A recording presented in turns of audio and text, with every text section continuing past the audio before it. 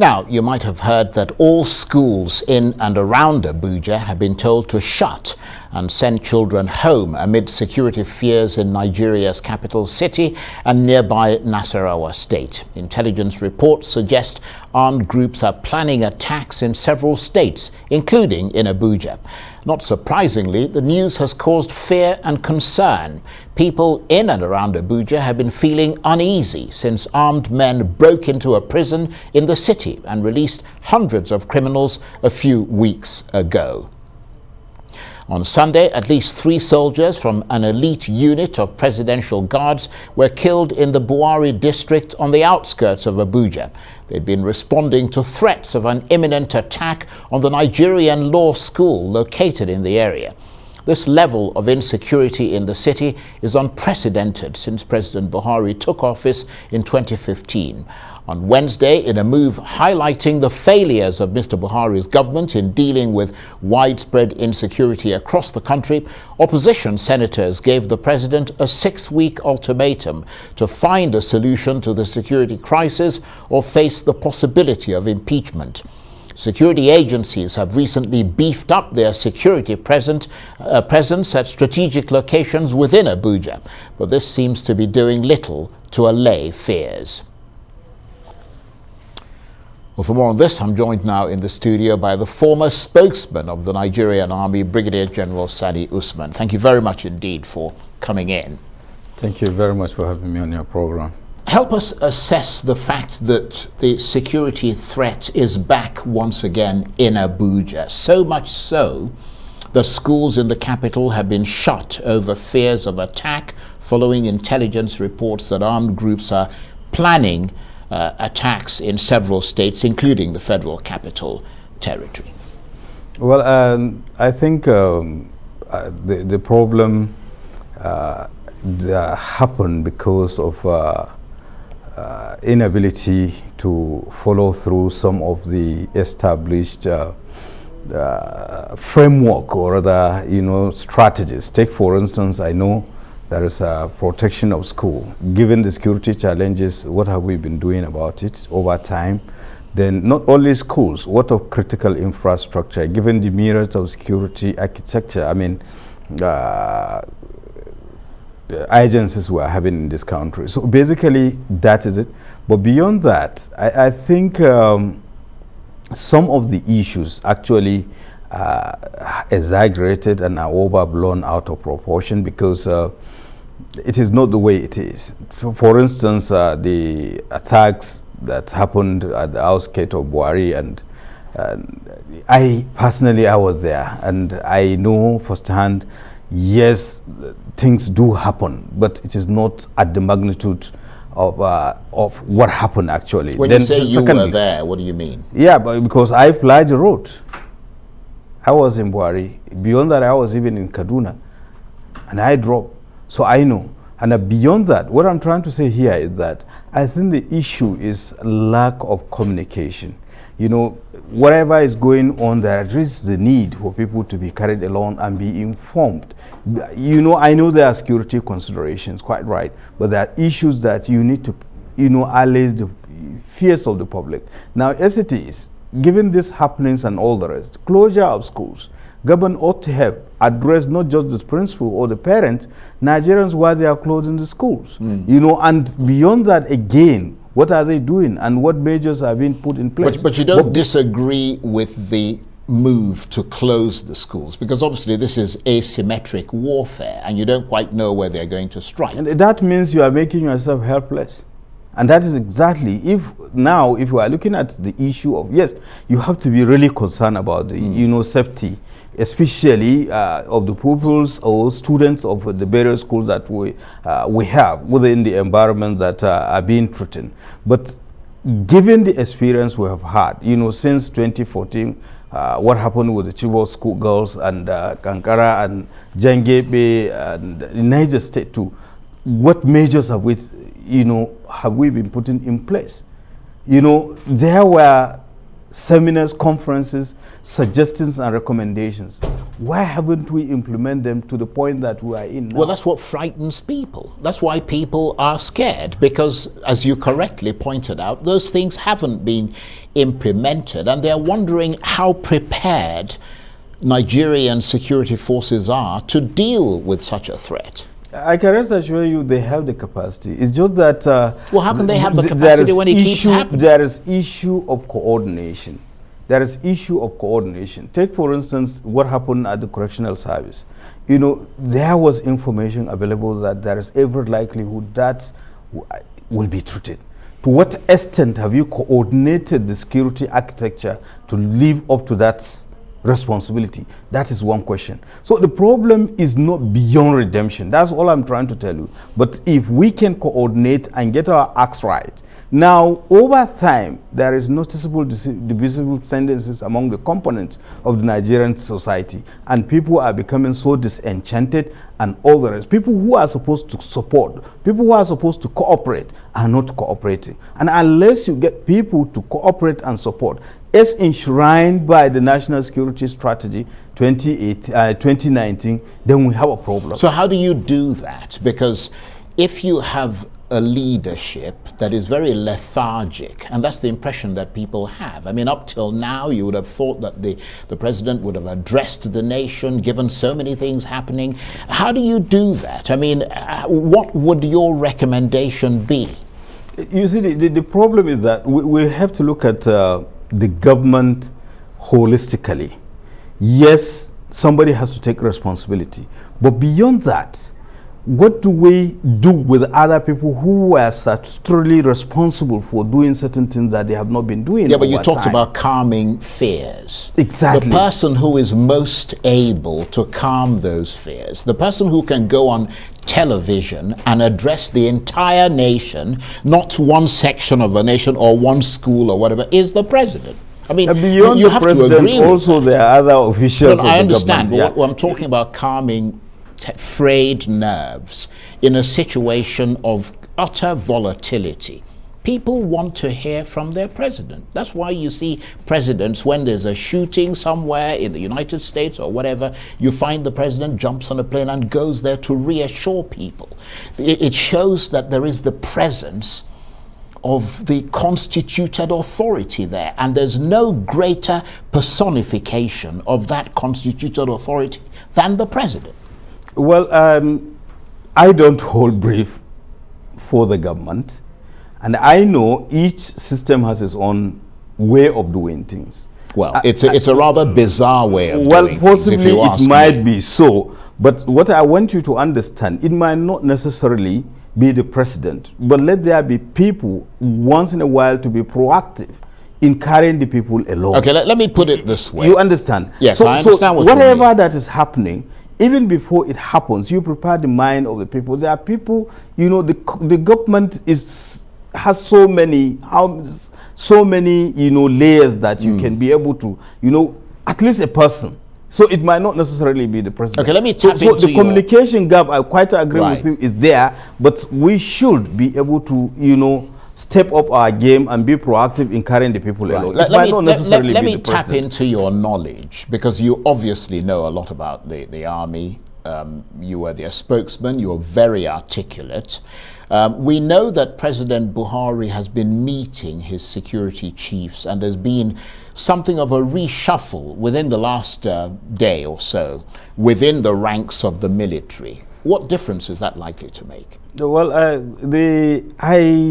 know that posting an appointment in the military, sometimes it depends on the, you know, the exigencies of the security, but they are routine also. And basically it was just the army that last night came out with you know, new postings and appointment of various commanders that affects general officers, commanding principal staff officers, co-commanders and what have you.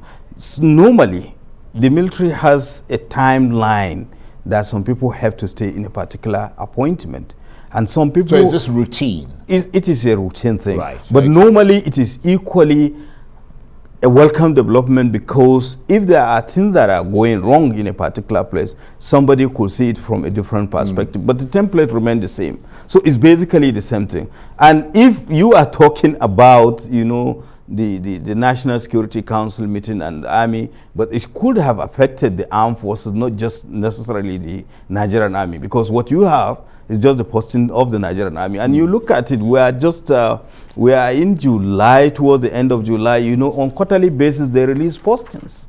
And people will outgrow their ranks, you know, I mean their appointment, in view of the fact that they might be promoted in the next higher rank and all the rest of them. So basically that is it. What I'm trying to say is that people should not be apprehensive that it is because of the security challenges and what have you. And if you look at the press release, basically it is to reject quite right, but at the same time there are people who have finished courses, people who have been in a particular appointment over time, and that is the essence of it. But at the same time it's a good development, so that, you know, the system could experience, you've you got know, new more injection of new people. Exactly. But most importantly, what is coming is a grand strategic direction that will, you know, show them the way of doing things. Well, let's talk about that strategic direction, because the National Security Advisor says the military are developing new strategies to tackle terrorism, and terrorism being the umbrella term that includes banditry and all the rest of it. That there's talk of renewed momentum against insecurity. What form might that momentum take? Well, I wouldn't know for him, but one thing I want you to understand is that what he said is correct.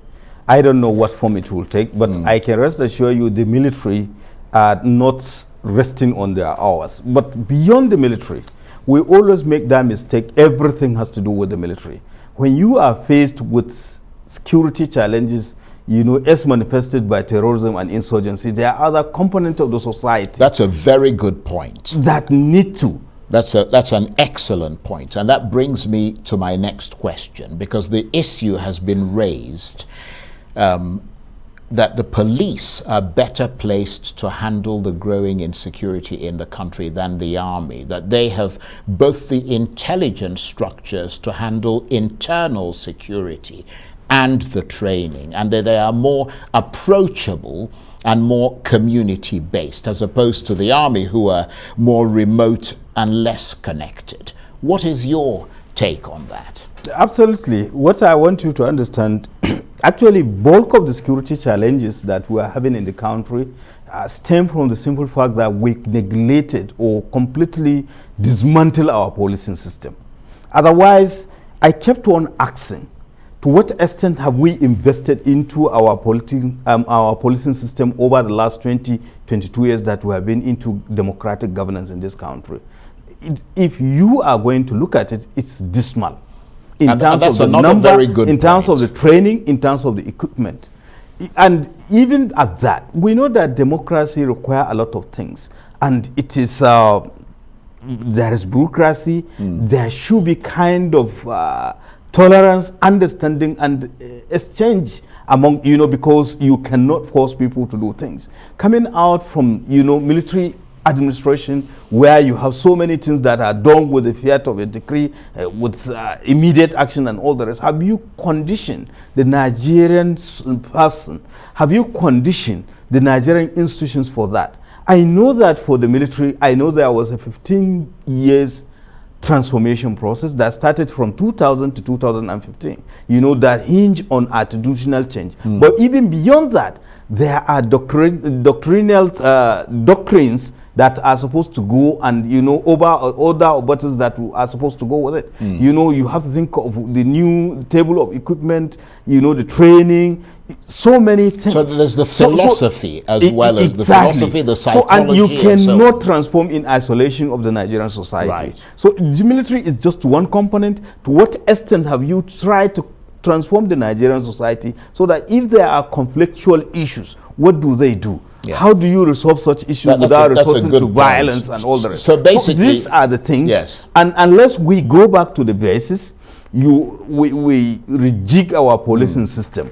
And I can tell you, since 2014, we toy with the idea of community policing. And 2018, the senior executive course of the National Institute of Policy and Strategic Studies in Jos, Kuru, the theme of their study, which I was privileged to be a member, was interrogating the internal security framework and community policing in Nigeria, policy options and implementation strategies. We went round this federation. We went round at least no less than 6 African countries.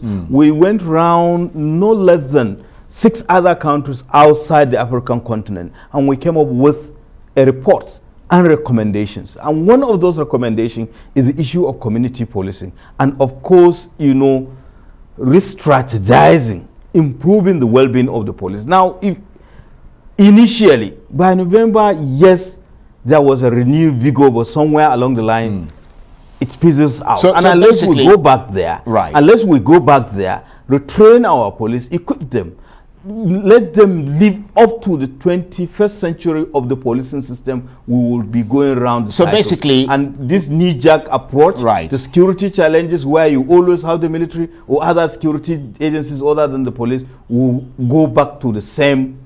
So basically root and branch reform, but that is in the medium to long term. In the short to immediate term, the fact that the National Security Council, the NSC, held its 3rd meeting in 1 month, does that suggest to you that there is greater urgency and the political will to deal with the problem of insecurity in a more meaningful way now?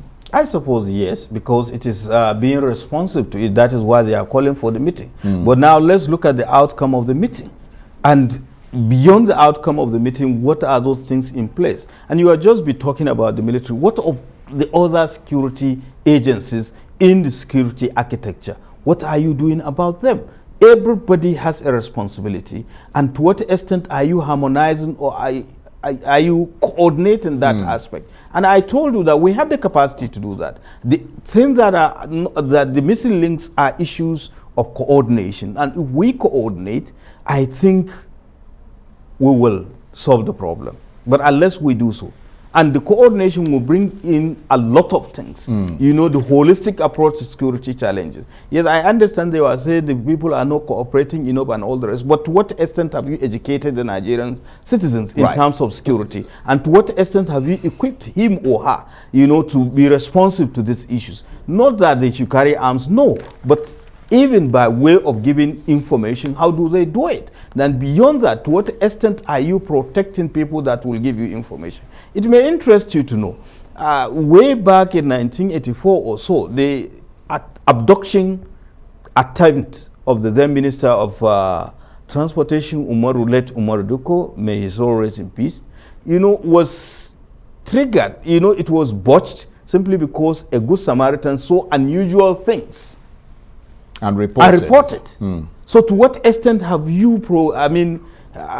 educate the Nigerian citizen to do that? But even those who knows what to do, what are those facilities available? It is not quite long that we have emergency toll line. In fact, it was the army that led the way with 193 toll-free line before the nation comes. So these are the little things that we need to, but of course, every day, the starting and ending problem of security challenges in this country is good governance. I have to say, Brigadier General Sani Usman, every time you come here, we learn something new, and we have the benefit of your analysis, which is always welcome. Thank you very much indeed. And Thank you so much. Former spokesman of the Nigerian Army, Brigadier General Sani Usman.